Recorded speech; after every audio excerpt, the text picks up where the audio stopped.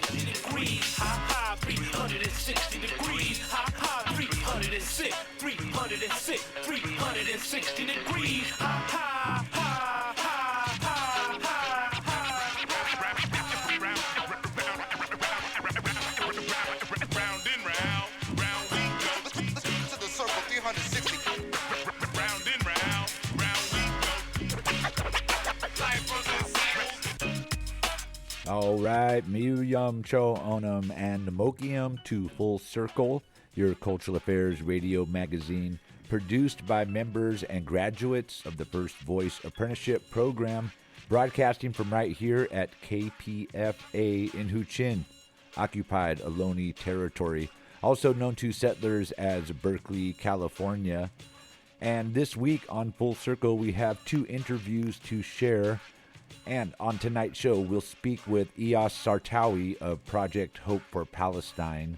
They recently held an event for the martyred journalist in Gaza to support their children.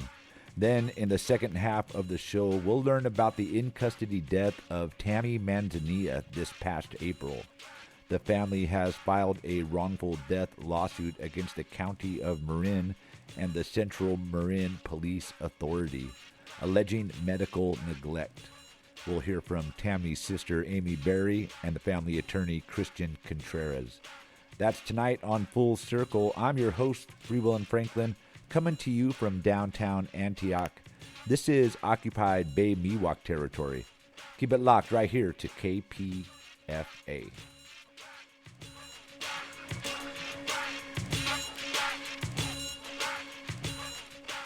Oh, Miyuyam, Noshin Lovik, my heart is good. Thank you for joining us tonight on Full Circle. First up tonight, we're going to turn our eyes and ears back to Gaza and Palestine. We've all witnessed over the past 300 plus days of this non-existent ceasefire that the devastation, the death, the killing continues. A recent report by UNICEF documented in the 300 days since the so-called ceasefire, a child has been killed at least one every day. That's 300 children in 300 days. Coming up next, we're going to talk with an organizer from Project Hope for Palestine. The organization helps aid reach Palestinians in need. They recently held an event for the children of the martyred journalist of Gaza. Check out this interview I did yesterday with Iyas Sartawi of Project Hope for Palestine. All right, now I want to introduce my special guest tonight, a friend to the show. If you've been listening, he's been on a couple times. His name is Iyas Sartawi, and he is a displaced Palestinian. He's also an organizer for Project Hope for Palestine. Welcome back to Full Circle, Iyas. Welcome back to KPFA. Well, thank you so much, my friend Franklin. Yeah, glad to have you back. I know we talked before that it's a terrible way to get to know somebody, but I'm glad I've got to know you, and I'm glad that you can come on and help enlighten us about what's going on in Palestine and the work that you do. But let me start off with you reminding folks about your connection to Palestine, your name, Sartawi, and why this work is important to you. Yeah, my name is Iyas. I'm a displaced Palestinian. So my family comes from the West Bank. My dad was one of those people, or we're one of those families who were under the Jordanian rule for a while, and it's a long story of displacement. So we ended up being displaced people living in other countries like Saudi Arabia and Kuwait, and finally Jordan. And for me personally, it ended up moving to the United Kingdom, and from there to the United States.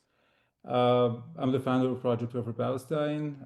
It's a nonprofit that provides essential aid to the Palestinians, particularly in Gaza. This is our focus right now. Apart from the activism or working in aiding in Palestine, I'm also in high tech, and I own and run a medical transportation small business. And I'm also I'm actually with a group also called TAG, which is Taxpayers Against Genocide. Well, thanks for introducing yourself so we get to know a little bit more about you and Project Hope for Palestine. And since I've got to know you and kind of followed the growth, or what I've seen as the growth as Project Hope for Palestine, tell us a little bit about the evolution, because after October 7th, and then we all started seeing what was happening, and we kind of knew what was about to come. And you started organizing and getting essential needs. It was water. Just kind of tell us about the growth of Project Hope for Palestine, how it started getting those essential needs and water and the important stuff that Palestinians needed to survive on a daily basis.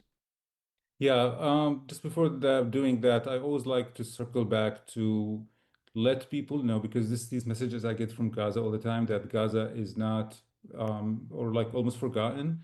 It's not in the news anymore. We just want to remind the amount of the the amount of the suffering. When you look at 90% of an entire area, it's, 90% of it is destroyed. 90% of the population are now displaced in displacement camps. You're looking at over 71. There's estimates that it probably estimates to the 200,000 people that got killed. Estimates of 171,000 people injured. 21,000 of those people who got killed are actually children. The complete destruction in the infrastructure, in the education system, in the health system. People are who used to be living in homes, like minding their own businesses and doing, going about life, now in displacement camps, basically. So this is what Gaza is right now. When this started, I was just thinking to myself, like the first few weeks, I mean, what am I going to do? And the opportunity served itself because of my connection, of course, to Palestine. I have family in the West Bank who asked if I could help some people, and I did. And I thought it was such a great feeling. And I thought that if I could help one person, can help, and one family in Gaza, we can do it on a larger scale, or industrial level. I started organizing and trying to do it the mutual aid way, which is mutual aid means get the support here from the people who want to support, and then the money is being sent to Gaza, and the teams in Gaza basically they execute the projects. Like you said, the growth was, I mean, you've been with us. We started like with smaller size projects, like, delivery of water, provision of food, and the food is on two levels. They're either like in like food packages or in hot meals. But the way that, which makes also Project Hope different, is actually the team are comprised of journalists in Gaza. That gives us the ability to actually be very impactful. The journalists in Gaza know a lot of what's going on. And from that, we are coordinating with larger and larger scale, or larger, uh, I would say, like higher in the chain, in either like the civil defense and the Gaza Journalist Union, and also the Ministry of Health. Um, so throughout this journey, we started supporting hospitals, and then moved on to actually setting up a medical point, and setting up schools. And um, so basically, that's the way that we work. We just focus on the things that are not being taken care of other organizations. Well, let me interrupt you right there, because, and first of all, thank you for bringing up um, all the that you did about the suffering there that's going on. I didn't start off with that, and I'm glad that you reminded us of what was happening and why you got involved in all this and continue to work. And you started to mention the journalist, and right now, international organizations and press freedom groups are reporting approximately 240 to 260 journalists and other media workers have been killed in Gaza by the Israeli military since October 7th. And that's the deadliest on record for any conflict in the world for press. even going back to Vietnam and all the other ones that the time set records. Israel has basically banned any international journalists from independently entering Gaza and reporting from inside, so they could basically hide their war crimes. Anybody that you see reporting, unless it's like Rami Al-Magari or someone, Wizard Baizan, or all these people that are still hanging on and haven't been taken out yet, if they're not one of these people that are deep inside, there's somebody in Tel Aviv or reporting from the outside. And let's see, I'm trying to look at my little bit of scrambled notes. The Committee to Protect Journalists and the UN estimates are 248 to 260 media journalists killed across the wider, with the wider hostilities, and the majority of which are in Gaza. And you started to mention some of the work that you did. I want to try to see if I could play this video before we talk more about it. But some of the work that you did is to help the martyred families of the journalists in Gaza. And before we talk about it, let me do my best to share this video real quick. And for those of you on the radio, we will provide a translation. 1 second. There's no one like me, you can never be me like me.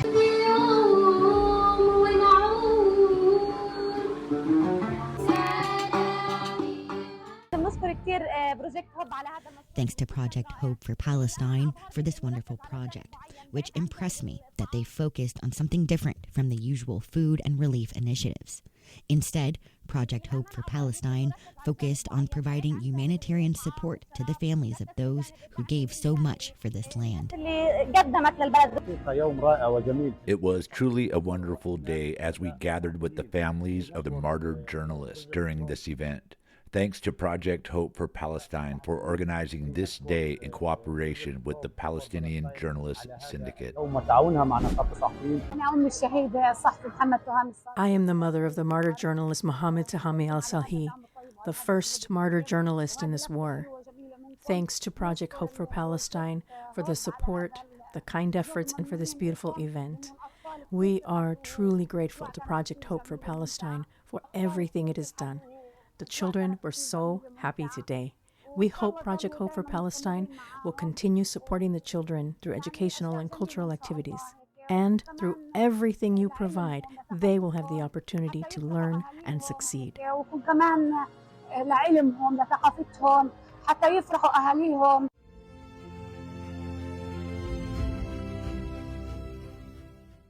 All right, and just a reminder for those that are listening on the radio, you could see that video on the First Voice Media official YouTube channel as part of this interview. Just go to First Voice Media official on YouTube. And EOS, he's going to tell us where else you could find it and watch it on their Instagram. I'm sure it's on Project Hope for Palestine. But EOS, tell us about that video, and as you do, either before or after you describe that beautiful event you all had, talk about the respect and the way that the journalists in Gaza are looked at from the people in Gaza at the same time.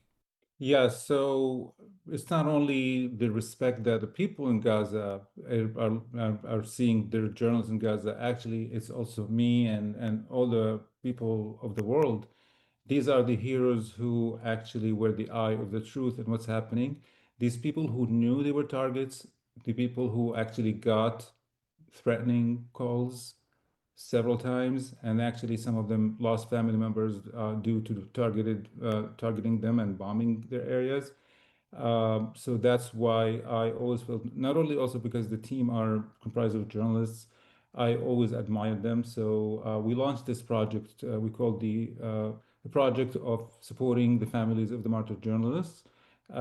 This is we do it like on phases.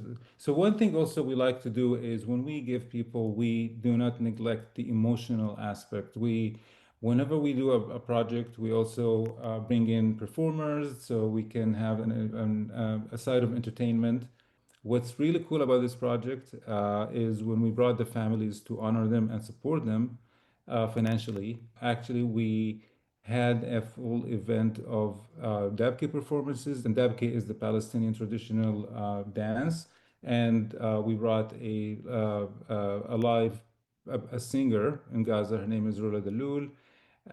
And it was actually broadcast live from the very first to the end. And actually, a lot of people watched it live. And that video actually captures the event. We usually have to do it like small because Instagram likes, shorter reels.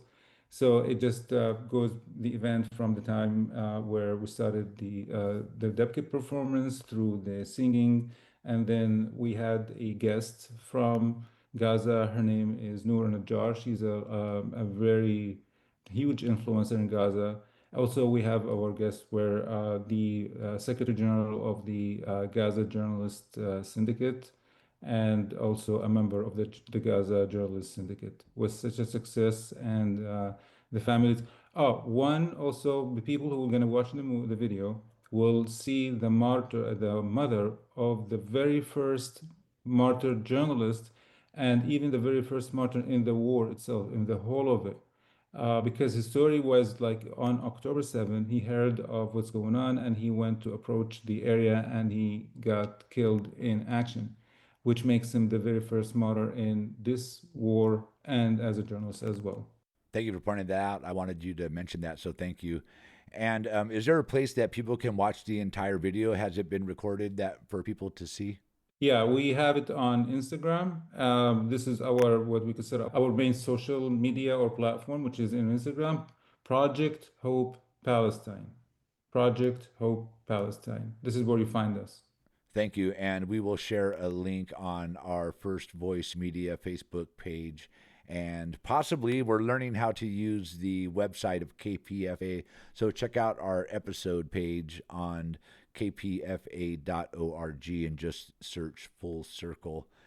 EOS, tell us more about any upcoming events you have or any upcoming work that you're doing with Project Hope for Palestine.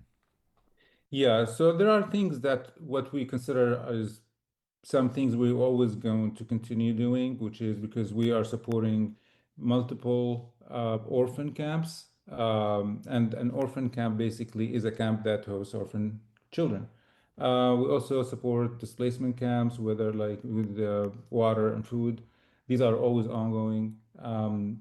And also with these camps, we support the children with clothes. And when it's winter time, we strengthen the tarp over these tents that they live in, blankets. What also we're doing is we're going to continue with this ongoing project, which for the martyrs, until we reach the 274 families. And also we got a request from the leadership of the civil defense to repair their vehicles, not their vehicles, some of the ambulances that need repair. That was another thing I wanted to talk about that I had here. Well, tell us about what you call civil defense, what we would call first responders out here. Might be a fireman, many times a medic. And I think if many of us remember the tragic story of Hind Rajab and the ambulance people that came to save her. Those are the civil defense. So talk about the work that you're doing to support them. So we have been cooperating with civil defense for quite a while now. So we help them and we also work with them. So we executed a few projects in the winter season to like go together. We provide the tarp because they don't have the financials, and we go to the camps and we cover the tents of people with tarp because they're so thin, they're so not made for winter season, so that will protect them from the rain. So we execute projects with them, and we also help them with also like the families of the civil defense workers, and also we did repair a few of their ambulances, but this is going to be another round of also repairing their ambulances as well. Just to give an idea, I received an estimate, and we're looking at 25,000 per vehicle. Wow. And why that is because spare parts are not allowed into Gaza, and that will makes their prices very expensive.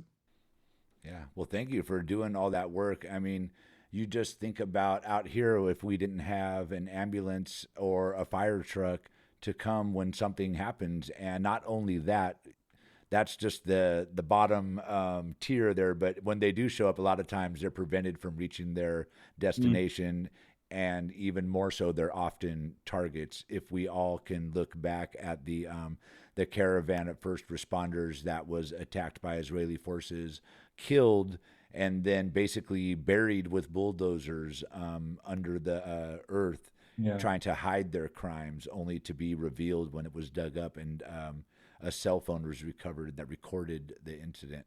Yeah, it's noted here that over 1,700 of the people in like health workers got killed. You have 145 of civil defense were killed. And I have also like there's another statistic that explains how many ambulances were targeted, how many hospitals were targeted. They're basically a target, which is kind of, well, it's against international law. It's something that we find unbelievable here, but it's actually happening. Also, we have a great man and a great healer, Dr. Abu Safia, who's still being detained in these torture prison camps. They've devastated the hospital, the healthcare system, and doctors, healthcare workers are targets, ambulances are targets. Anything that helps a Palestinian to survive or make it is a target. And we've been discussing this tonight and Project Hope for Palestine with our special guest tonight, Iyas Sartawi. He's a displaced Palestinian with connections and family in the West Bank. He's one of the main organizers for Project Hope for Palestine. Iyas, I know you started to talk a little bit earlier about what's still going on there and your personal connection, but let me just get you to share, your feelings right now. I feel like I'm lost in time. I feel like we're rolling into the fourth or fifth year. Who knows? I feel like the devastation continues under this facade of a ceasefire, daily attacks on Lebanon. Your family, you mentioned, is from the West Bank. There's been increased settler violence. There's been a pullback on a special rule. I'm blanking on the name that Joe Biden had on issuing weapons to settlers. Weapons are flowing to settlers, and they're using those weapons to kill Palestinians in the West Bank, take their land, harass people. How are you, is my question. How are you? How's your family, Iyas?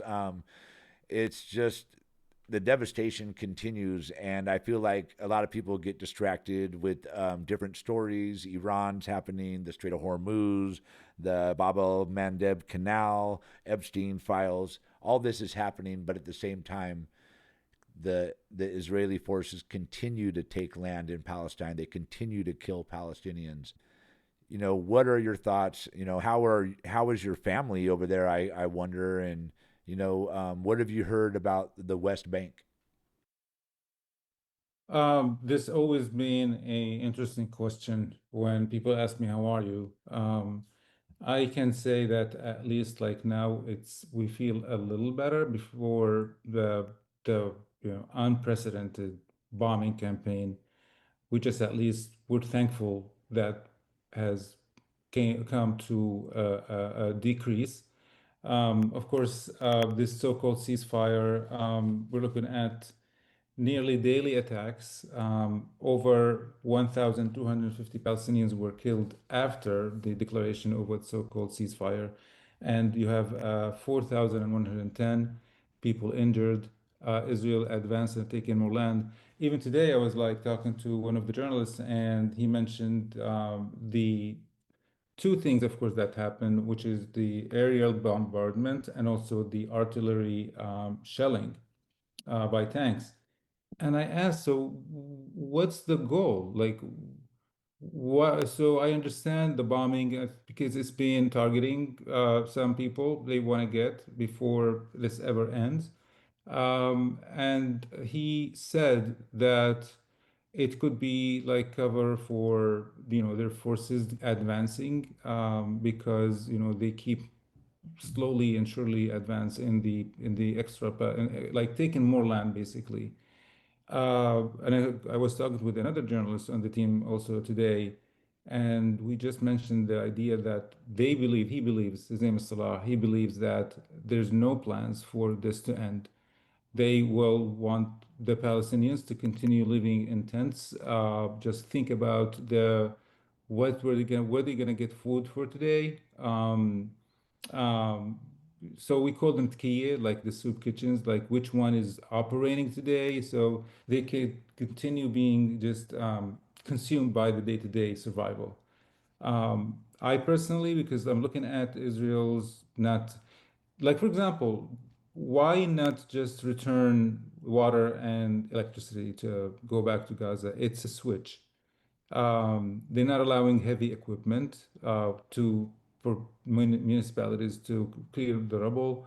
So there's so many things that give me and also the people that I speak with the idea that there is no plan. There are no plans for this to end.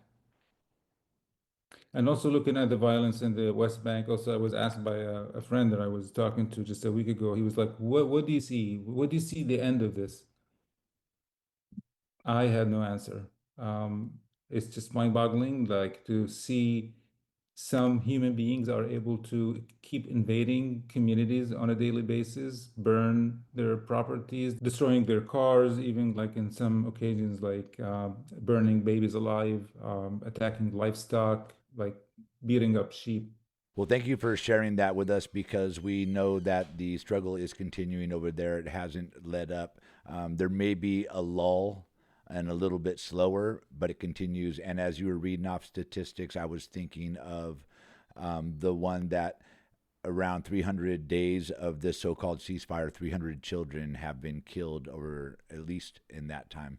And we just had the mass funeral a few days ago for the families that were killed, that have just recently been retrieved from the rubble. And even some of those family members were not able to be recovered and were not part of that mass funeral. But we're going to have to leave it there, Eos. Before we do, remind us how people could follow Project Hope for Palestine and stay in touch with the work that you do and the events you put on. Yeah, so our main platform on social media is on Instagram, and you find us by looking Project Hope Palestine. 3 words, no spaces, Project Hope Palestine. Definitely. And we will link that on our social media. That's First Voice Media on Facebook, and on YouTube, we're at First Voice Media Official. Eos, thanks for speaking with us today, and we hope your family and everybody stay safe over there, and we'll continue to follow the work and get you back on of Project Hope for Palestine. Thank you so much, Frank, for having me.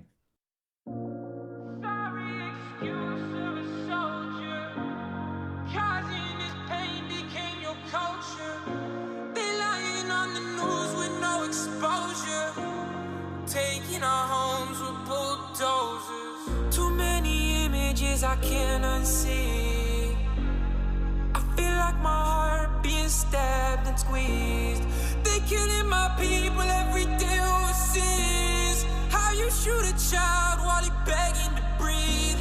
He begging you please, while you watch him bleed. Yet nobody knows who the real villains be. So watch us expose what's your real goal. The world's gonna know the truth.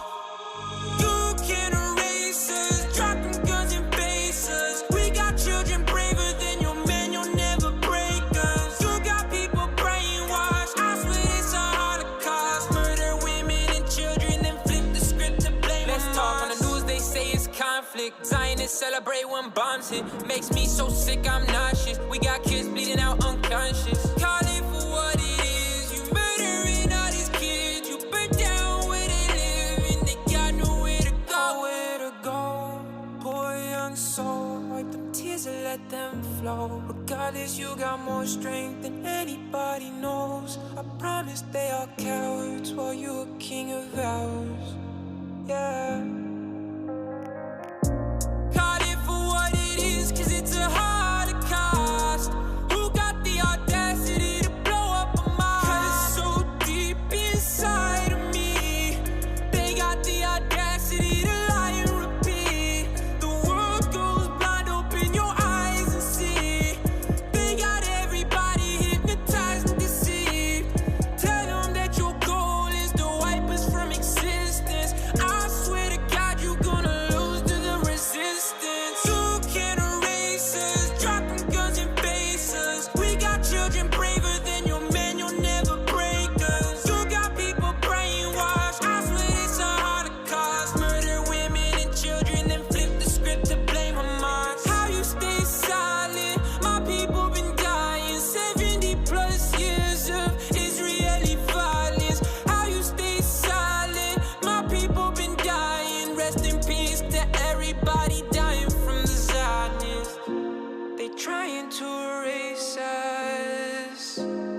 Genocide is a Holocaust, just wake up. Free Palestine from the racists. Yeah, I swear to God you'll never break us. All right, Free Will and Franklin coming back at you right here on KPFA Radio. Thanks for sticking with us here on Full Circle. We're at 94.1 FM, KPFA, and online all the time at kpfa.org. And we are part of the Pacifica Radio Network. And next up, we're going to be taking a look at a recent in-custody death of Tammy Manzania, and she died in custody after medical neglect back in April in Marin County. The family recently filed a wrongful death lawsuit and are looking to get the word out about what happened to their loved one and get their story out. So coming up next, we're going to be speaking with Tammy's sister, that's Amy Berry, and the family attorney, Christian Contreras. So first of all, let me welcome you to Full Circle and KPFA Radio. And of course, I want to send my sincere condolences to you all and your family to what happened to your sister, Tammy. Today, we're going to be here to share your story in hopes that the work we do with you and the families will someday make a difference, and there will be no more in-custody deaths. There will be no more situations like happened to your sister, Tammy. So welcome to you, Amy, and my condolences again. Thank you. And welcome to you, Christian. Thanks for jumping on the line and being here with Amy today. Thank you as well. Well, Amy, let me start with you. And just first off, before we get into the story, can you just tell us a little bit about your sister so we get to know who she was? Tell us a little bit about your sister before we get into the story of the jail. Well, it's a long story. My sister is 2 years older than me. Our history goes back a long, long way. My sister and I were both born in Florida. My brother was born a year later in Chico, California, and we've been in California since then. Our birth mother was a prostitute, and she essentially allowed her clients access to us kids. So she eventually lost custody of us, and we ended up in foster care for a couple of years. More abuse occurred there. We were all finally adopted together at the ages of, my brother was 6, I was 7, my sister was 9. So for the first 9 years of my sister's life, she got a very poor foundation as far as like what's appropriate behavior and what is not. She also really questioned her value, I think, especially 4 years later when her adoption failed. So she went back into the foster care system at the age of 12. And from 12 through her teenage years, she was in no more foster homes, it was group homes. And then she aged out of the system at 18. So the only parent she ever really had was our adoptive parents for a short period. And then the government. The government was her parent for quite a long time. She was a drug addict. She was always very, very hopeful for recovery. She spent a lot of time in recovery. Spent a lot of time on the streets. She spent a lot of time in Marin County Jail. She has probably close to 100 arrests, if not more. So they knew her very well at Marin County Jail. But we always, including my sister has 3 children, always held on to that hope that she'd recover. She'd have long stints in recovery. The problem was that pull for the drug is very, very strong, and you really don't understand it unless you've experienced it. And some of those feelings are very, very hard to handle. So I'm certainly not condoning her drug use, but I understand the wanting to run away from that kind of pain. So as a result, she self-sabotaged a lot. She'd have relationships with her, who came to be her husband and the father of 2 of her children. But there's a fear of losing that eventually. So she, I think, subconsciously would sabotage, because her expectation, and I fully understand, is that, well, this is eventually going to hurt. They're going to kick me out. I'm going to be abandoned again.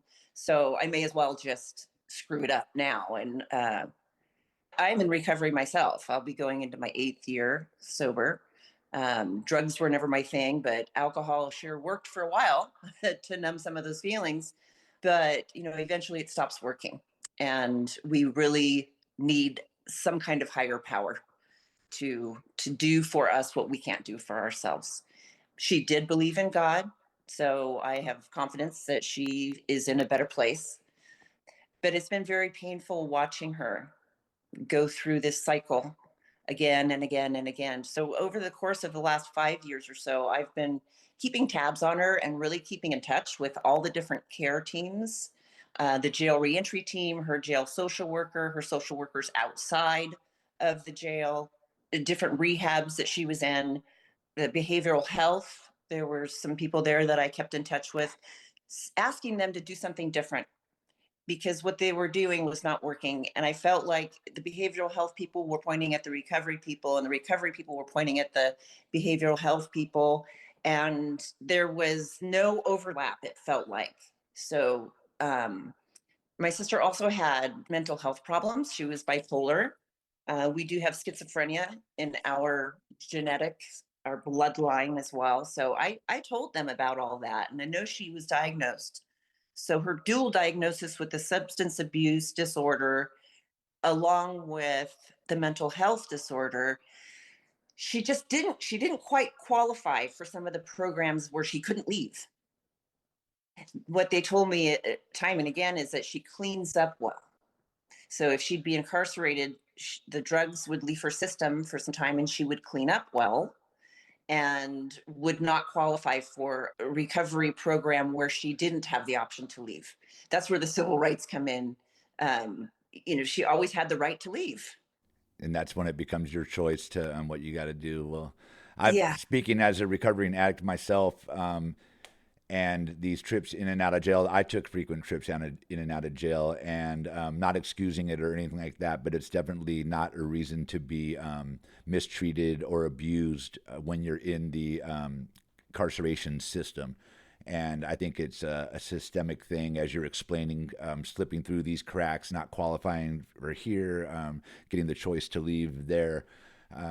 It's a societal thing that we deal with, and also having living with addicts or having addicts or alcoholics in the family. I think a lot of people can relate to that on your abilities to really make a difference on your own when the person themselves is just struggling with their decision making. So let me say thank you for being a great sister, for keeping those tabs and doing your best. And let me just ask you to kind of tell us now, leading into what happened to your sister. You talked about kind of her upbringing and her in and out of the system, but this time in April, she came into the system. Talk about what happened this last time your sister was incarcerated, how she slipped through what cracks in your opinion, and just tell us kind of what you laid out in the press release. Okay. Well, I know that she was arrested the week prior as well. She was arrested April 1st. And I imagine it's the same as when she was arrested April 8th. That was her last arrest for public intoxication and possession of drug paraphernalia in violation of probation. So she would get taken in. This last time she was taken directly off the street into Marin County Jail. And to the best of our knowledge, she had no medical screening at all. She was on April 8th taken into the jail, into a sobering cell at about 1:30 in the afternoon. And we do have the sobering cell observation log. So they did do an observation every 15, 20 minutes, maybe half hour tops. So they were following policy in that regard. But I don't know what the observations really entailed. Did they ever did they ever breathalyze her? I don't think they did. I don't think they ever took her out of that jail cell, and she was in there for 18 hours. So the law, and Christian could speak better to this, is that any inmate needs to be seen and assessed medically by a doctor or at least a registered nurse by 6 hours. As far as we can tell, they only looked through the glass or looked through the bars or looked and verified with their eyes that she was still alive.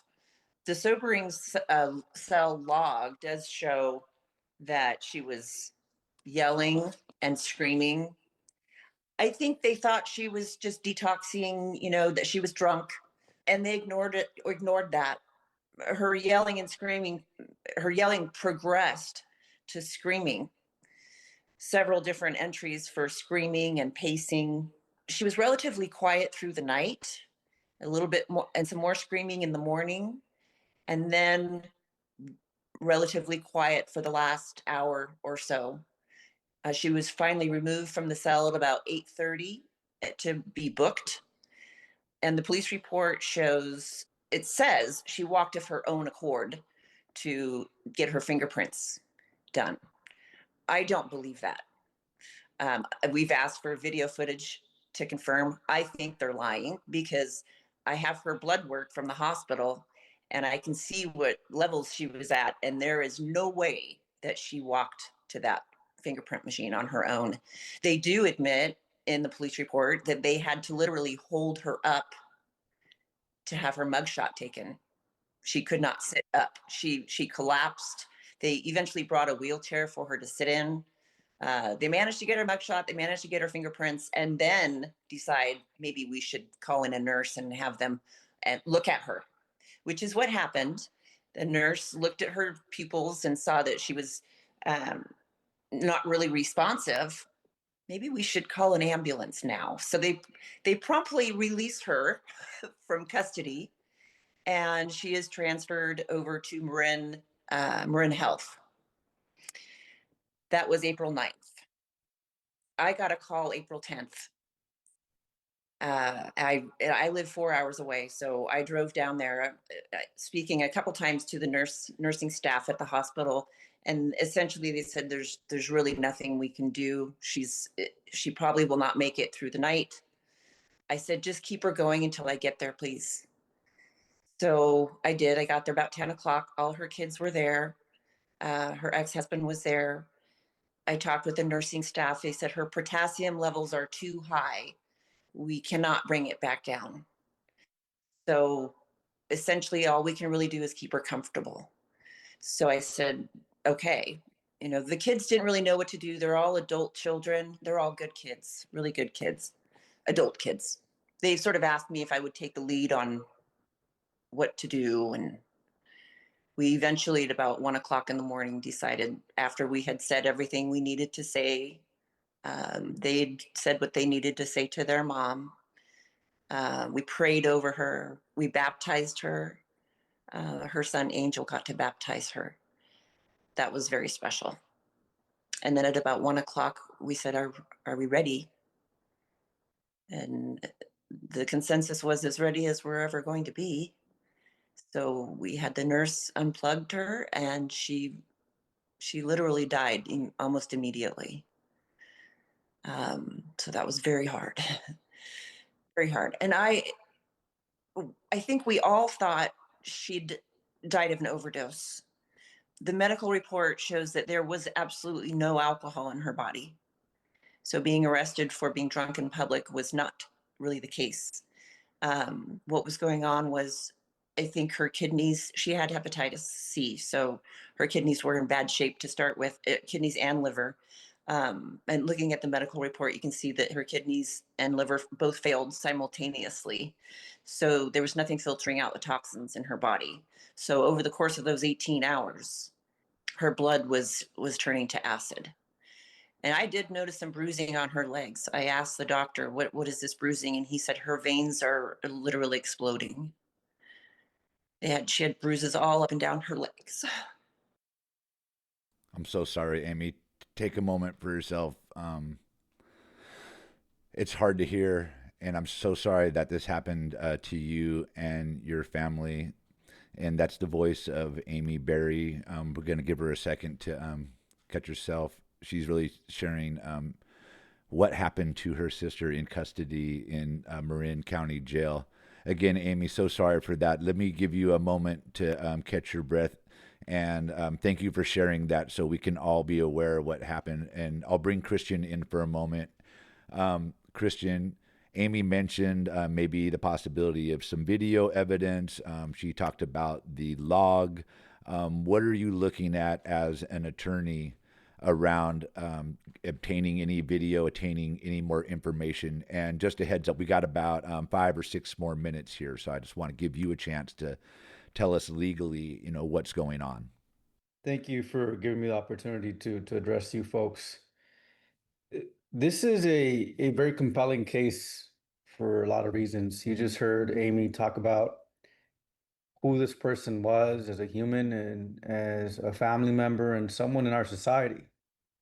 I think it's important to remember that we live in a humane society, at least we're supposed to. We live in a civilized society, at least we're supposed to. And so it doesn't matter your background, it doesn't matter your station in life, it doesn't matter whether you're currently in custody. The government, whenever they take away your liberty, they're supposed to respect your rights as a person.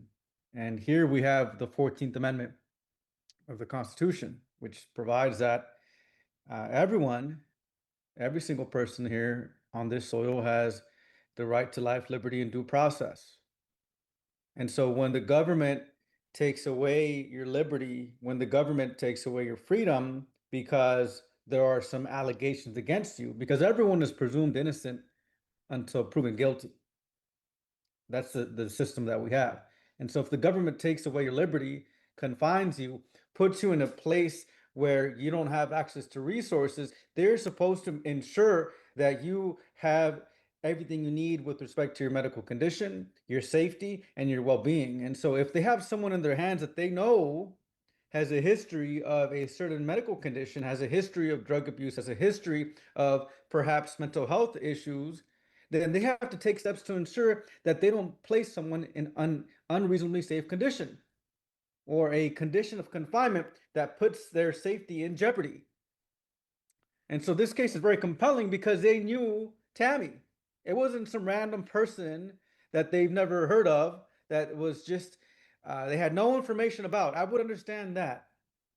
But here, Tammy had a history with them, and that history put them on notice about the different aspects of her health, of her condition, and her well-being. And so when she got to that jail on the day in question, there was no excuse at all whatsoever to attempt to escalate her level of care to ensure that anything related to perhaps her drug condition. Withdrawal is a big aspect of this as well. Withdrawal affects a person's health.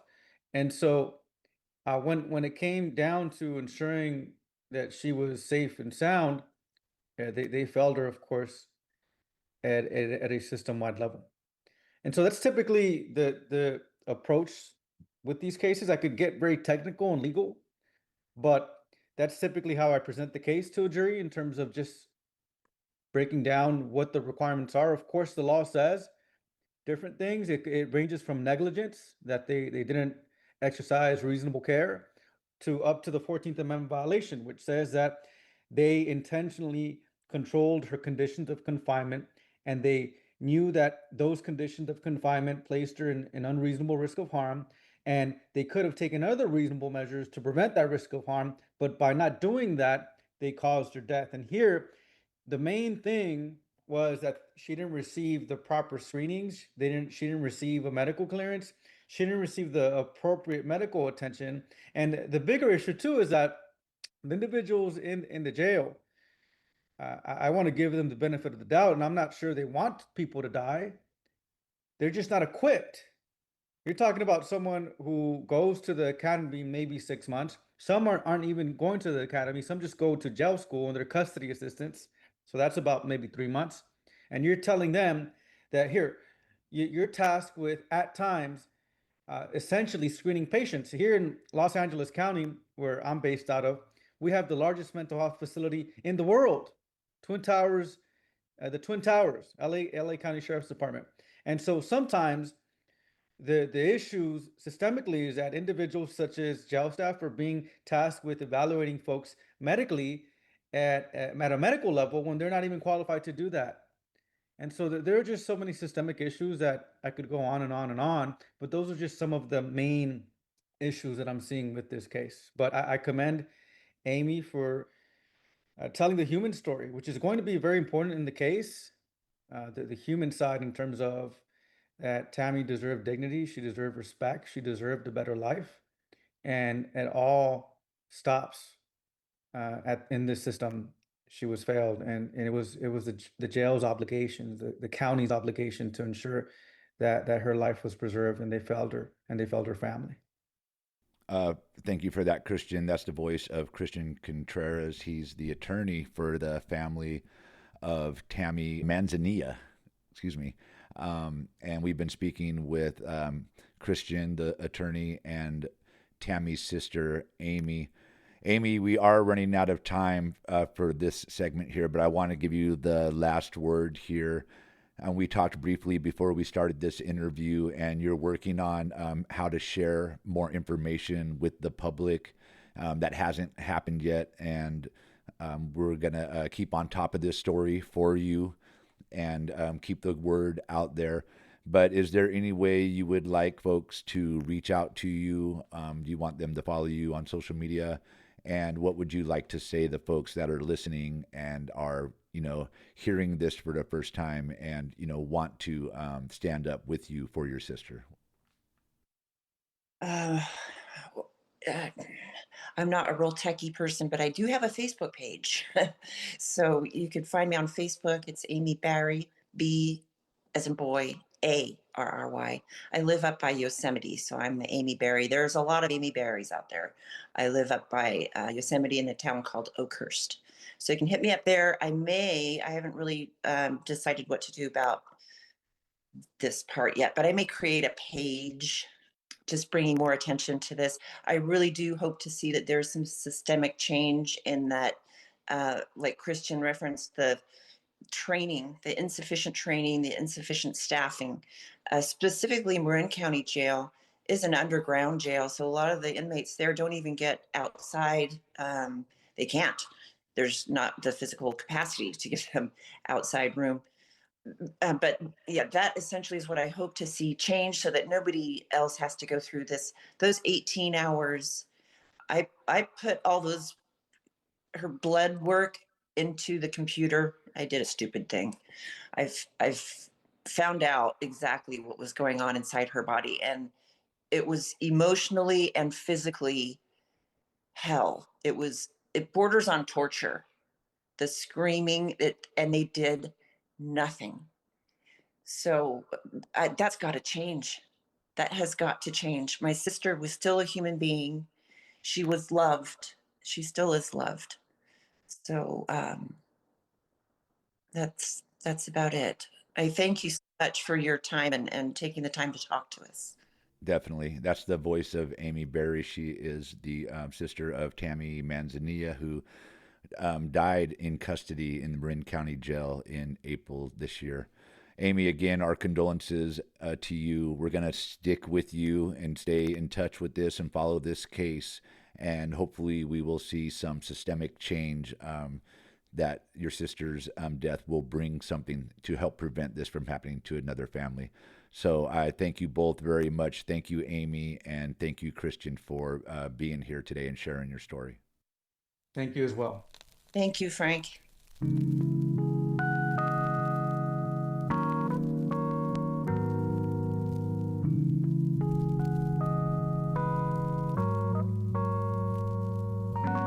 The pills used to work and now they don't. Yeah. Yeah. Pills used to work and now they don't. The pills used to work and now they don't. They wanna double up the dose. I said no. Shoving hope inside our throat, hoping that we choke. If we don't, then it's time to bring the rope. Mood swing, blue dream, trying to do things. Paranoia, feeling like the truth is on a shoestring. Loose ends, allergy to groupthink. Who am I to judge? We just wanna feel like we belong. Got a lot of virtual friends, but feel alone. Drowning in your feed on that Dead Sea, scrolling a whole polarized landscape. We looking for some changes. Moms used to call it high blood when we anxious. Hurt people, so they said. But hurt people often the first to hurt themselves. They see no difference from legitimate threats to a citizen in need of some help. We were all taught not to talk about mental health. Kept it like a secret. Family helpless and under siege, well-intentioned. Saying that depression is a rich man's disease. But we ain't ballin', so what that mean to me? No wonder we don't talk about it. That stigma gon' follow you to your grave when they find out about it. They gon' justify your murder cause you represent a glitch. They rather nix than try to fix it. Yeah, they'll be fine without us. What happened when the market grow unfettered? Telling us to work through the trauma we inherit. Hustle boat left, now it's sinking. Some will go down with it, but the rest of us is reaching our limit. Irrational world trying to tell us that we lazy, maybe. Or maybe the world the one who crazy. Done campaigning using other people's names. Saying the same thing for like 7 albums straight. From Antioch to any block you see a darker face. Veteran and not get erased and replaced. Why they sending out killers who do a healer job? Then they wonder why we scared of those who say they keep us safe. Angelo, I see you and me. Both our biggest fears being death and police. May you rest in peace. Rest in peace. Shout to all my family in the streets. They kill us in our homelands, forcing us to leave. Now they trying to kill us where we work, where we eat, where we meet, where we travel. And that brings us to the end of tonight's show.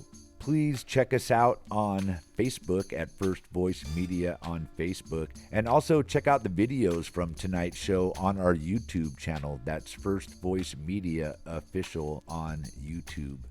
That does it for me tonight. I'm taking a break next week, and I'll see you in 2 weeks.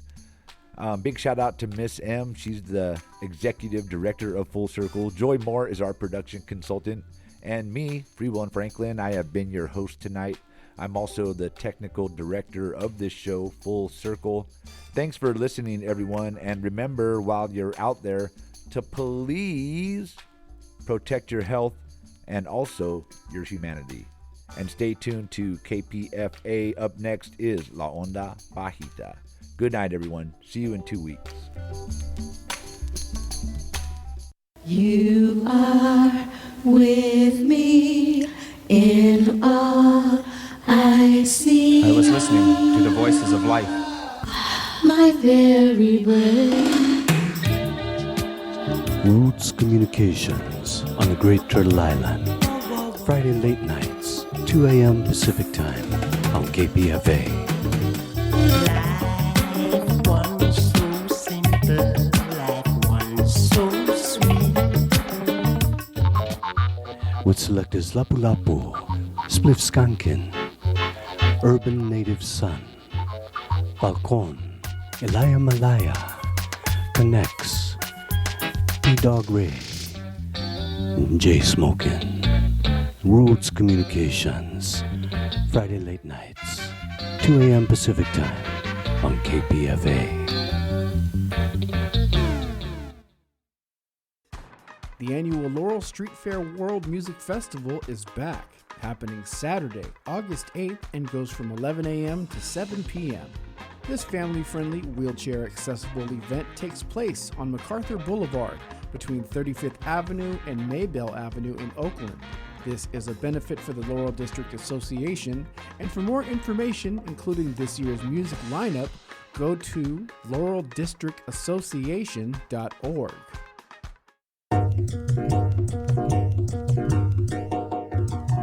KPFA paid staff is associated with the Communications Workers of America, CWA Local 9415. This is 94.1 KPFA and 89.3 KPFB in Berkeley, 88.1 KFCF in Fresno, and online everywhere at kpfa.org. KPFA.